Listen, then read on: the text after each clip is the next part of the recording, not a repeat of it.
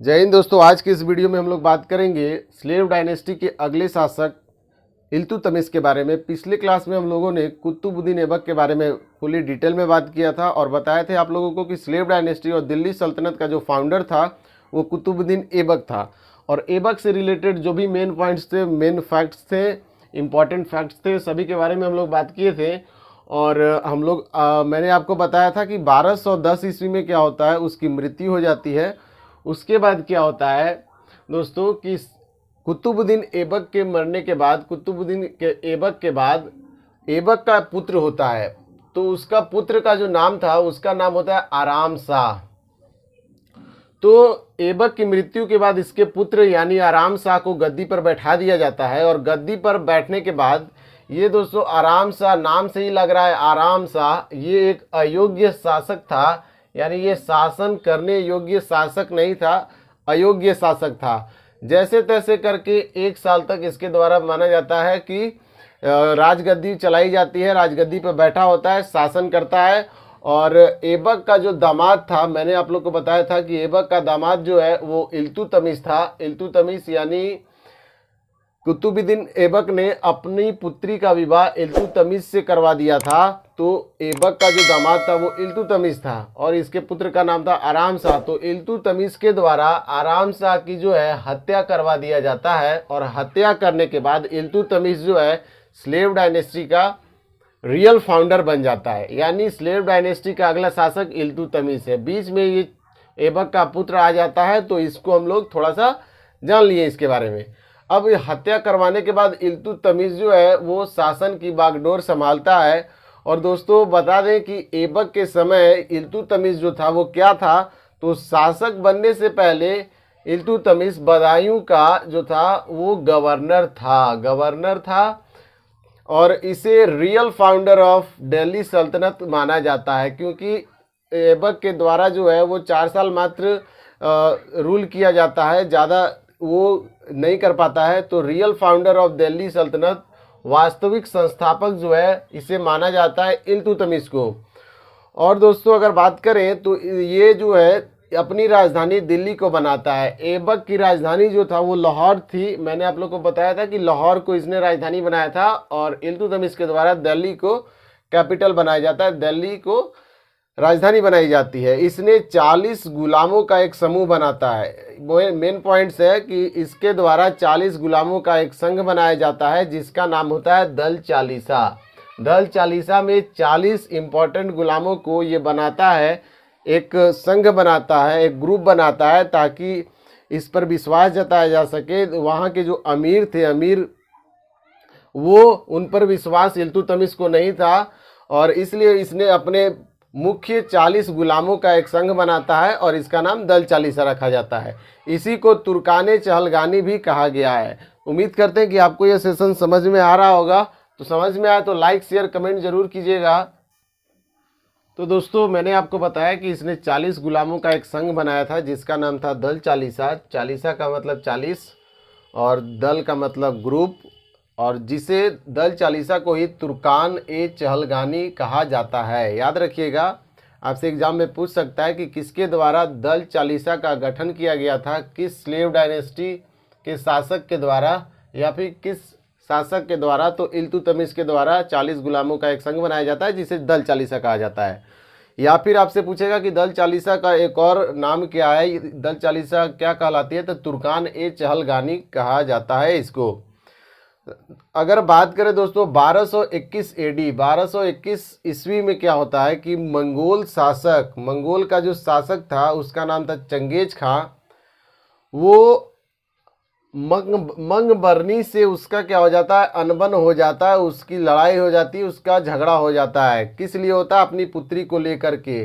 मंगबरनी इसकी पुत्री चंगेज खां की पुत्री से विवाह करना चाहता है। उसका जो है चंगेज खां को पता चलता है कि मेरी पुत्री के साथ ये मतलब इसका चक्कर चल रहा है। तो चंगेज खां बहुत ज़्यादा गुस्सा हो जाता है और इसे मंगबरनी को मंगोल से खदेड़ देता है। ये भारत में प्रवेश करने लगता है मंगबरनी।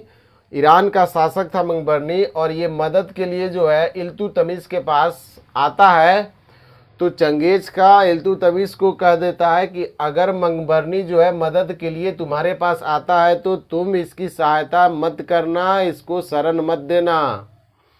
ये चंगेज खां इल्तुतमिश को संदेश भिजवा देता है। तो इल्तुतमिश के पास जब मंगबरनी जो है शरण लेना चाहता है, छुपना चाहता है, तो इल्तुतमिश उसे साफ मना कर देता है। तो ये बात आप याद रखेंगे दोस्तों इल्तुतमिश के बारे में। इल्तुतमिश के बारे में कुछ और बातें हैं, इंपॉर्टेंट बात है, उसके बारे में बात करेंगे। उम्मीद करते हैं कि यहाँ तक आपको समझ में आ गया होगा। तो चलिए सेशन को आगे बढ़ाते हैं। नेक्स्ट अगर बात करेंगे दोस्तों तो इल्तुतमिश के बारे में। इल्तुतमिश का रूलिंग पीरियड यहाँ पे दिया हुआ है कि 1211 से लेकर के 1236 एडी तक ये रूल किया था, ये तो पता है। मैंने यहाँ पे लिखा हुआ है कि दिल्ली में जो शासन कर रहा है इस वक्त वो है आपका इल्तुतमिश, और इस समय गजनी में जो शासक है वो आपका गौरी का जो गुलाम है उसका नाम है यालदोज या फिर यलदोज। ये गजनी में जो है शासन कर रहा है और ये दिल्ली में शासन कर रहा है इल्तुतमिश। गौरी का ही गुलाम था, जो इल्तुतमिश का जो ससुर था, फादर इन लॉ जो था वो गौरी का ही गुलाम था। मैंने आपको बताया कुतुबुद्दीन ऐबक जो था वो गौरी का ही गुलाम था। तो इल्तुतमिश जो है और गौरी का जो गुलाम है यालदोज, इसके बीच में एक बैटल होता है जिसको तराइन का तृतीय युद्ध कहा जाता है। आपने केवल पढ़ा होगा तराइन का प्रथम युद्ध, तराइन का द्वितीय युद्ध। तराइन के तृतीय युद्ध के बारे में बहुत कम ही लोग जानते होंगे।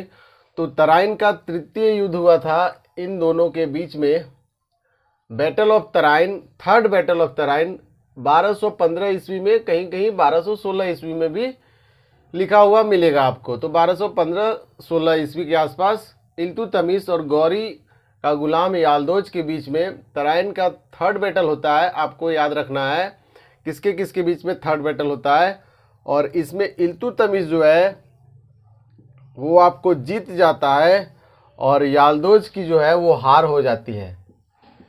तो इसको आप लोग याद रखेंगे दोस्तों। इसके बाद क्या होता है, इल्तुतमिश और गजनी का जो गौरी का एक और गुलाम था जिसका नाम था नासिरुद्दीन कुबाचा। अभी हमने गौरी का गुलाम यालदोज के बारे में बात की, हार के लौट जाता है। उसके बाद दूसरा उसका गुलाम जो है नासिरुद्दीन कुबाचा, इसके और इल्तुतमिश के बीच में युद्ध होता है, और इस युद्ध में होता है दोस्तों इल्तुतमिश फिर से जीत जाता है और इस कुबाचा की जो है वो हार हो जाता है, और ये हार को सहन नहीं कर पाता है जिसके कारण इंडस रिवर में सुसाइड कर लेता है। सिंधु नदी में कूद करके सुसाइड कर लेता है, अपनी जान दे देता है। कौन देता है? नासिरुद्दीन कुबाचा। याद रखेंगे, ये दोनों युद्ध को याद रखेंगे। इसके बाद हम लोग बात करेंगे इक्ता प्रणाली के बारे में, इक्ता सिस्टम। इक्ता प्रणाली की शुरुआत इल्तुतमिश, स्लेव डायनेस्टी के इल्तुतमिश के द्वारा शुरू किया जाता है। तो इसके बारे में अभी हम लोग चर्चा करेंगे। मान लीजिए दोस्तों कि अगर ये कोई क्षेत्र है, कोई बड़ा सा क्षेत्र है, तो इस क्षेत्र को छोटे छोटे पार्ट में डिवाइड कर दिया जाता है। और दोस्तों अगर डिवाइड करने के बाद वहाँ पर सेना स्थापित की जाती है। मान के चलिए इसको 1 बोल दे, इसको 2, 3, 4, 5, 6, 7, ये आपका सेंटर है। इल्तुतमिश जो है, मान के चलिए कि ये सेंटर है और यहाँ पे इल्तुतमिश है, और ये छोटे छोटे क्षेत्र में बटा हुआ क्षेत्र है जहाँ पे इल्तुतमिश अपना सेना को स्थापित करके रखा है, और इसको गिनती के अनुसार काउंट कर दिया है। तो दोस्तों इक्ता, इसी को, इतने सारे जो छोटे छोटे पार्ट हैं उसी को इक्ता बोला गया है। और इक्ता का जो मालिक होता है वो होता है इक्तेदार। इक्तेदार याद रखेंगे दोस्तों, इक्ता का जो हेड होता है वो इक्तेदार होता है, और वो क्या होता है, वो आर्मी होता है। आर्मी बोले तो सेना होता है। सेना जो है इसकी हेड होती है, और जब इल्तुतमिश को सेना की ज़रूरत पड़ती है तो सभी कोई आ करके इसकी हेल्प कर सकते हैं। तो इस प्रकार इक्ता प्रणाली जो है वो काफ़ी हद तक इसके लिए अच्छी रही, और इसकी शुरुआत अगर हम बात करें तो यहाँ पे लिखेंगे एकता प्रणाली। एकता प्रणाली की शुरुआत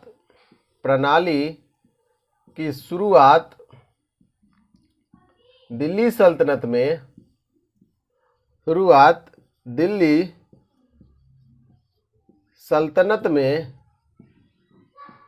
दिल्ली सल्तनत में इल्तुतमिश के द्वारा दोस्तों शुरू किया जाता है। दिल्ली सल्तनत में इल्तुतमिश के द्वारा इसको शुरू किया जाता है।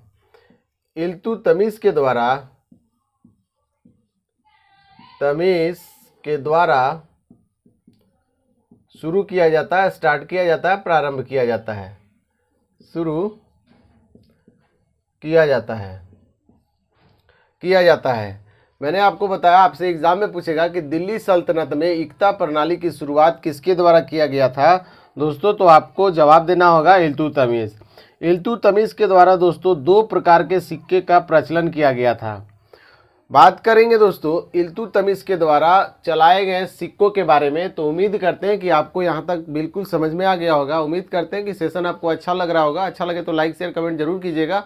तो अब हम लोग इल्तुतमिश के द्वारा सिक्के जो जारी किए गए थे 2 प्रकार के, उसके बारे में बात करेंगे। तो सेशन में बने रहिएगा, वीडियो को पूरा देखिएगा, एंड तक देखिएगा, बिल्कुल समझ में आएगा आपको। तो चलिए आगे बढ़ते। आगे अगर बात करेंगे दोस्तों तो इल्तुतमिश के द्वारा, यहाँ पे लिखा हुआ है इल्तुतमिश के द्वारा 2 प्रकार के सिक्के का प्रचलन करवाया जाता है। 2 प्रकार के सिक्के चलाए जाते हैं, 2 प्रकार के सिक्कों का प्रचलन किया जाता है। तो ये 2 प्रकार के जो सिक्के हैं वो कौन कौन से सिक्के थे, ये हम लोग अगले क्लास में पढ़ने वाले हैं। अगर आपको पता है कि ये 2 प्रकार के सिक्के कौन कौन से थे जिसे इल्तुतमिश के द्वारा प्रचलित करवाए गए थे, तो कमेंट सेक्शन में आंसर जरूर देकर जाइएगा। और आगे हम लोग बात करेंगे इल्तुतमिश के द्वारा बनवाए गए कुछ महत्वपूर्ण इमारत व मकबरे के बारे में। इल्तुतमिश के द्वारा आर्किटेक्चर के क्षेत्र में बहुत बड़े बड़े इमारत तो नहीं बोलेंगे, मकबरे का निर्माण करवाया जाता है। तो उसके बारे में भी हम लोग अगले सेशन में देखेंगे। अगर ये वीडियो आपको अच्छा लगा हो तो लाइक शेयर कमेंट जरूर कीजिएगा, और चैनल पे नए हैं तो चैनल को सब्सक्राइब करके बेल आइकन प्रेस कर लीजिएगा ताकि हमारी आने वाली सारी नोटिफिकेशन सबसे पहले आप तक पहुँचे। तो मिलते हैं अगले वीडियो में, तब तक के लिए bye bye, take care, goodbye and have a nice day. Thank you.